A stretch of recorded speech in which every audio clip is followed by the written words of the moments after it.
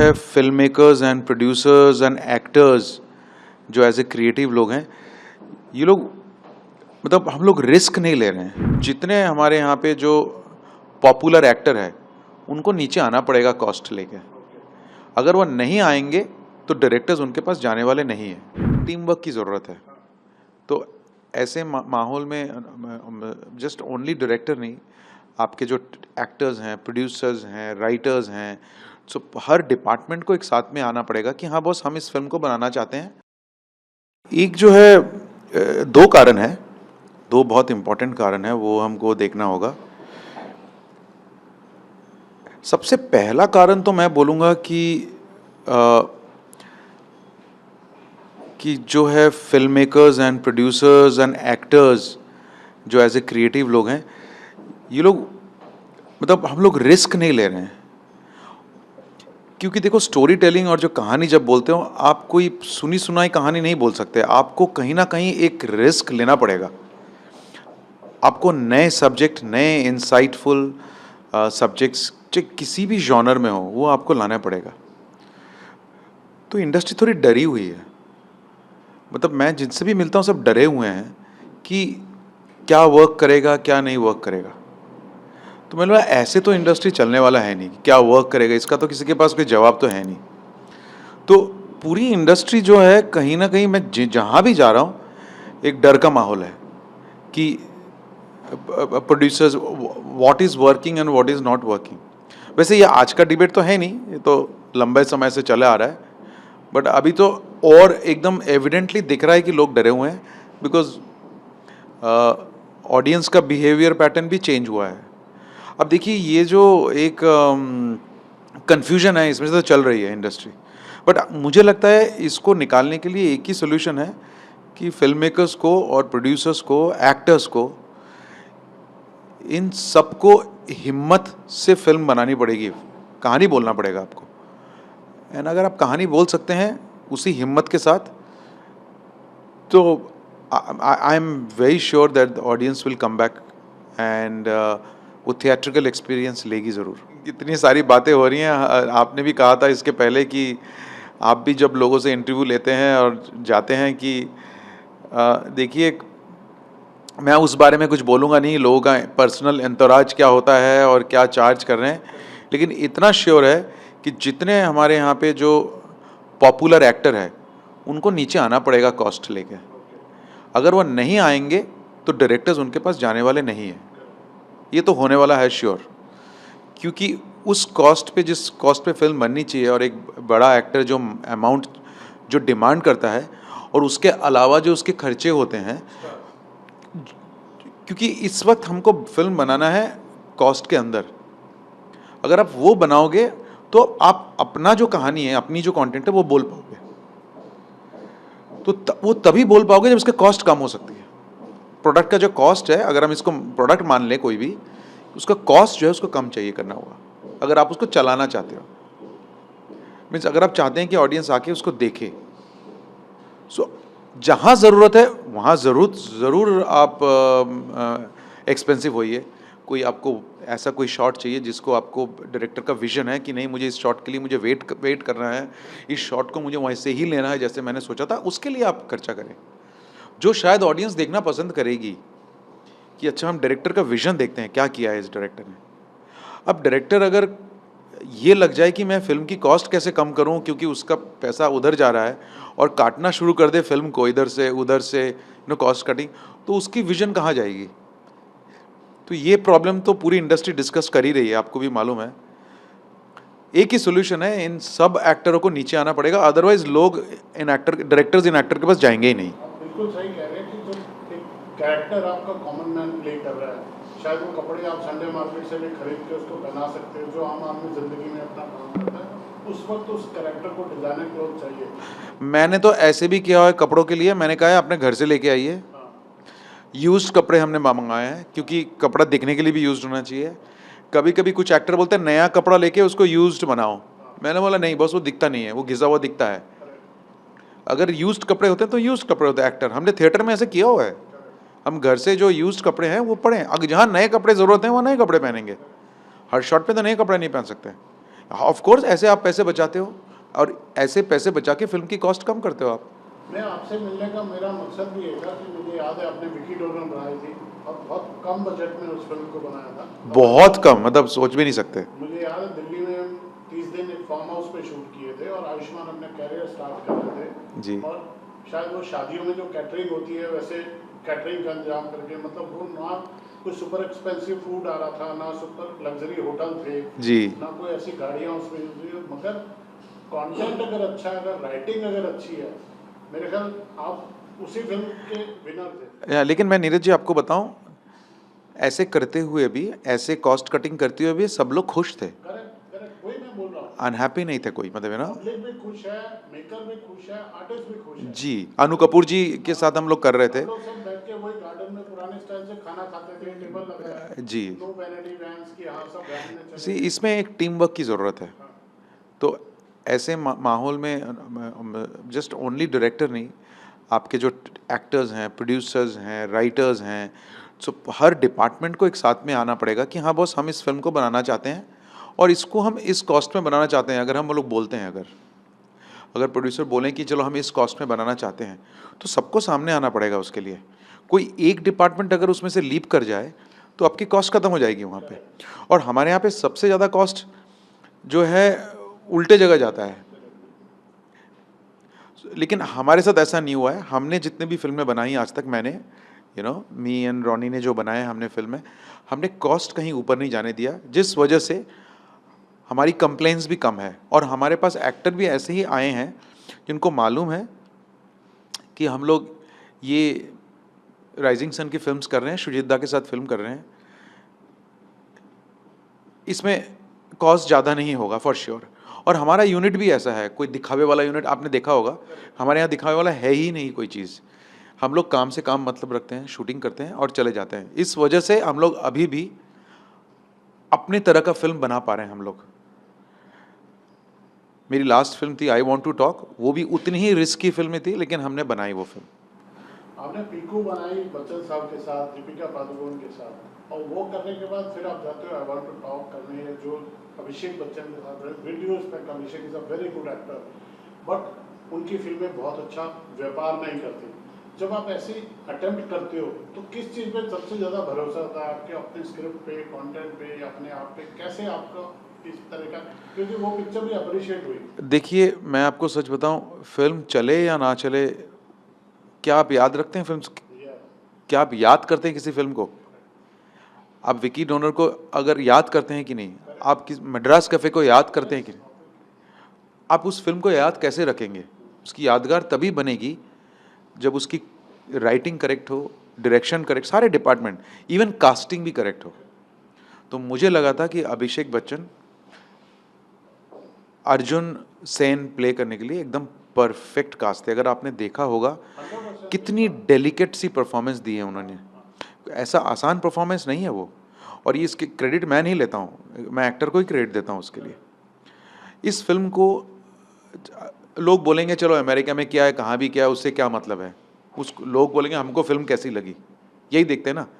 हमने किस तरह मेहनत से बनाई वो हमको मालूम है। कैसे हमको यूएस में वीज़ा मिलने में टाइम लगा, कैसे डिले हुई, कहाँ पे कैसे करके करके हमने मैनेज किया, जैसे हम लोग मैनेज करते हैं, कैसे कॉस्ट कटिंग की, all that we all did हम लोग। लेकिन फाइनली तो फिल्म ही याद रखेंगे ना आप। अगर आप मेरे अर्जुन सेन और आप अगर अभिषेक बच्चन की कोई भी फिल्म याद रखते हैं और आई वॉन्ट टू टॉक याद करेंगे कि नहीं उसके परफॉर्मेंस के लिए? 100% करेंगे। उनकी पिक्चरें, उनसे बात तो यही कारण है मैंने उनके साथ काम किया कि ये दादा, कास्टिंग का पैमाना आजकल सोशल मीडिया पे कितने फॉलोअर हैं, इसके साथ बहुत भयंकर रूप से जुड़ गया है। इसको आप कैसे देखते हैं? मतलब कौन हीरो होगा, कौन एक्टर, किसके सोशल मीडिया पे प्रेजेंस ज़्यादा है? ये मैं भी बहुत सुन रहा हूँ, लेकिन मेरे साथ अभी तक ऐसा नहीं हुआ है, इसलिए मैं इसमें ज़्यादा मैं मैं कमेंट नहीं करना चाहता हूँ, क्योंकि गलत चला जाएगा किसी के लिए। मैं ऐसे देख के बिल्कुल कास्टिंग नहीं किया, ना किया है अभी तक। आगे क्या करूँगा मालूम नहीं, लेकिन मैं देखूँगा कि कास्ट में कौन एप्ट कैरेक्टर बैठता है। और मेरे यहाँ पे कोई हीरो तो होते नहीं है, ना हीरोइन होते हैं, सारे कास्ट ही कैरेक्टर ही होते हैं हर फिल्म में। सो मुझे लगता है इसमें जो सबसे परफेक्ट टैलेंटेड हो जो उसको निभा सके, और जहाँ डायरेक्टर को उसकी अपनी विजन दिख जाए उसी को लेना चाहिए। कई बार कोई with due respect all social media influencer, वो बहुत अच्छा इन्फ्लुएंसर हो सकता है, उसके मिलियंस में फॉलोअर हो सकते हैं, उसकी कमाई बहुत हो सकती है, शायद वो उतना ही बुरा एक्टर भी निकले। या एक आदमी का कोई अब क्या है अब क्या है कि अब पॉपुलैरिटी का बहुत लोग उसका फ़ायदा उठाना चाहते हैं कि पॉपुलर है तो शायद फिल्म चल जाएगी, लेकिन फिल्म एक एक दूसरे किस्म का चीज़ है। उस पे ना किसी का भी भाव नहीं चलता है। उसकी एक आत्मा है, अपनी अपनी एक सोल है, एक इंडिपेंडेंट सोल है जिसको आप ऐसे ही पकड़ नहीं सकते हैं उसको कि चलो मैंने कुछ बहुत पैसे डाल दिए, बहुत इन्फ्लुएंसर को लिया और स्टोरी कर दिया तो चल जाएगा, पकड़ लेंगे। नहीं, उसकी एक बहुत अलग आत्मा होती है। अगर वो इन्फ्लुएंसर अच्छा एक्टर है और राइट फिल्म में किया है तो शायद वर्क कर जाए, ऐसी कोई बात नहीं है, वर्क करे, लोग देखें, आज नहीं तो कल देखेंगे। लेकिन ऐसे ही इन्फ्लुएंसर है तो इसलिए ही फिल्म पॉपुलर हो जाएगी, ये कोई गारंटी नहीं है।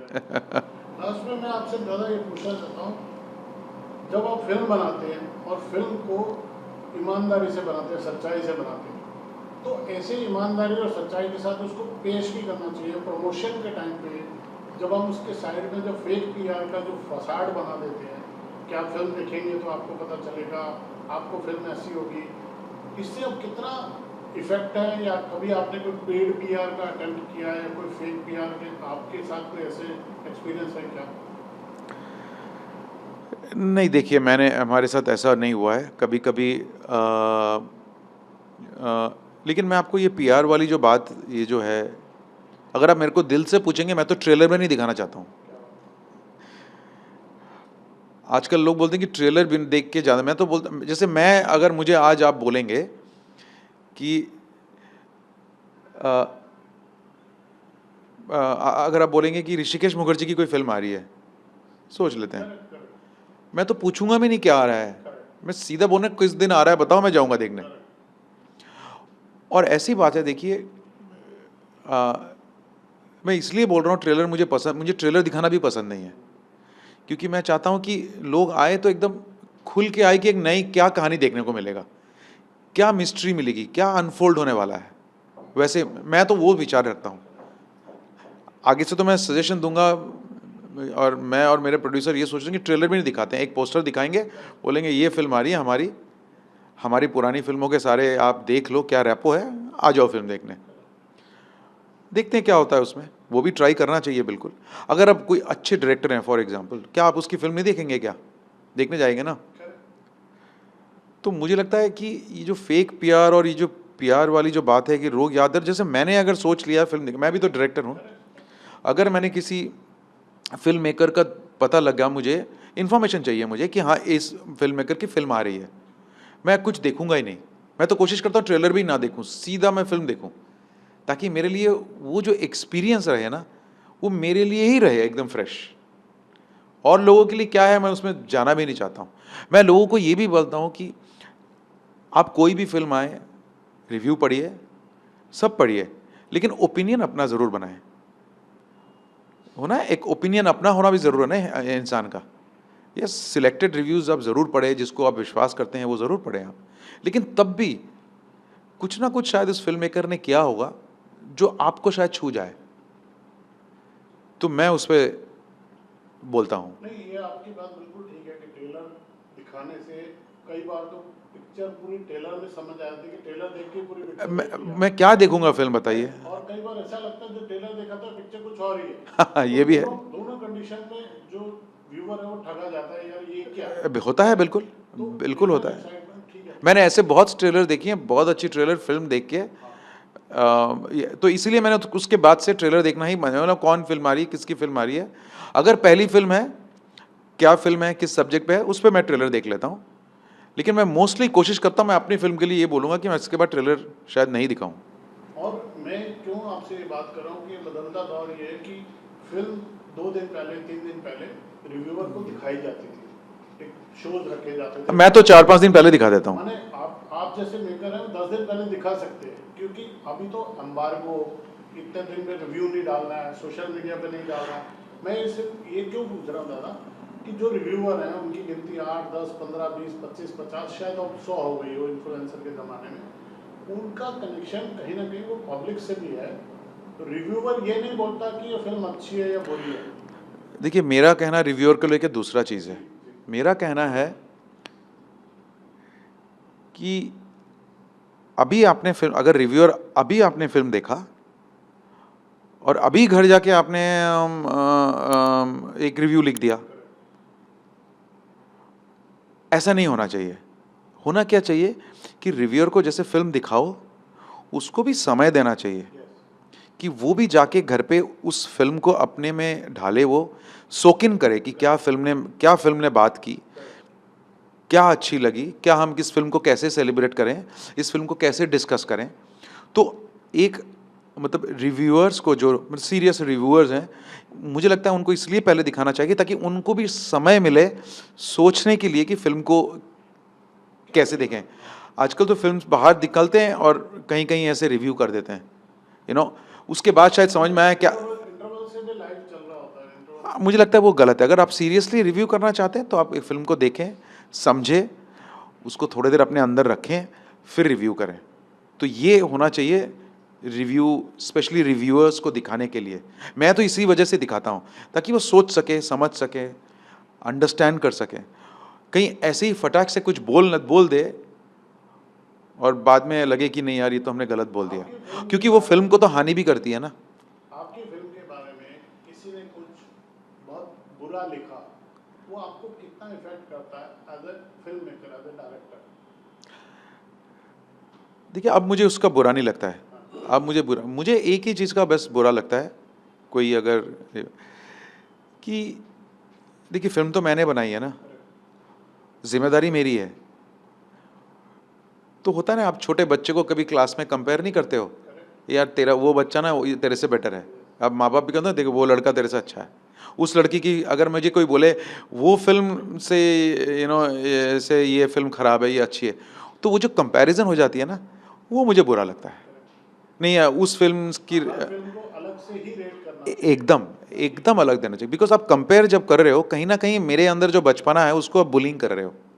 आप मेरे फिल्म को खराब बोल दो कि पसंद नहीं आई फिल्म, देखने लायक नहीं है फिल्म, फेयर है ना। लेकिन मेरी फिल्म को कंपेयर मत करो किसी और के साथ। सो बिल्कुल सही पॉइंट है ये। आप ये बताइए कि अगर एक रिव्यूअर अपना ओपिनियन लिखता है सामने और उसको फिर 4 स्टार देने की बजाय वो 3 स्टार देता है और फिर पीआर एजेंसी से फोन आता है, सर इसको 4 स्टार कर दीजिए, उसको आप कैसे देखते हैं? नहीं जी, इसमें मैं तो विश्वास नहीं करता हूँ ना। मैंने आज तक मैंने तो नहीं किया, अभी तक किसी से बात नहीं किया है। मैं तो जैसे फिल्म दिखाते हैं सब जितने रिव्यूअर्स हैं, और स्पेशली रिव्यूअर्स नहीं, सब कुछ दिखाता हूँ मैं तो। इवन आपके रेडियो चैनल्स के, मतलब टीवी के, न्यूज़ के जो इंडिपेंडेंट है, मैं सबको फिल्म दिखाता हूँ। आई वॉन्ट टू टॉक तो मैंने कम से कम 7-8 दिन पहले दिखाना शुरू किया। करेक्ट। आपको पता है आपके जर्नलिस्ट के बायकॉट तक हो रहे हैं, मतलब उनको नेक्स्ट फिल्म में बुलाया नहीं जाता अगर आपने किसी फिल्म की बुराई कर दी। तो जो ये कंट्रोल है, अगर फिल्म अच्छी है तो अगर किसी ने बुरा लिख दिया, फिल्म अच्छी है, वो वर्क करती है। मैंने ऐसे भी रिव्यूअर देखे हैं जो बाद में सॉरी बोलते हैं कि मैंने इस फिल्म को क्रिटिसाइज किया था, आई एम सॉरी, कि फिल्म अच्छी थी। शायद मेरा क्रिटिक भी बोलते हैं अपने रिव्यू में, ये मेरा ओपिनियन है, ऐसा है। हम सीनियर क्रिटिक किसी का नाम नहीं ले रहे, और 4-5 क्रिटिक से मेरा इस बारे में लंबा बात हुआ कि हमसे भी मिस्टेक होती है कि हमने इस फिल्म का रिव्यू ऐसा किया था, फिल्म बेटर थी, पब्लिक में पसंद आई जी। और उन रिव्यूअर का क्या, वो ऐसा मुझसे क्रॉस क्वेश्चन करते हैं कि जिन्होंने फिल्म देखी भी नहीं और 4-4 स्टार करके अगले दिन अखबार में फुल पेज ऐड आता है, 4 स्टार 4 स्टार 4 स्टार। देखिए नीरज जी, ये तो मैंने सुना है, मैंने तो अपने लिए, बिकॉज मेरे को, मैं बॉलीवुड से ज़्यादा घिसा भी हुआ नहीं हूँ उस तरह से, तो मैं कोलकाता रहता हूँ, इधर रहता हूँ, फिल्म बनाता हूँ, तो मैंने जितना देखा है मेरे साथ तो ऐसा नहीं हुआ है। लेकिन मैं क्रिटिक्स को, मैं मतलब रिव्यूअर्स को लेके यही बोलूँगा, देखिए सबको अपना विचार रखने का, they have every right to express.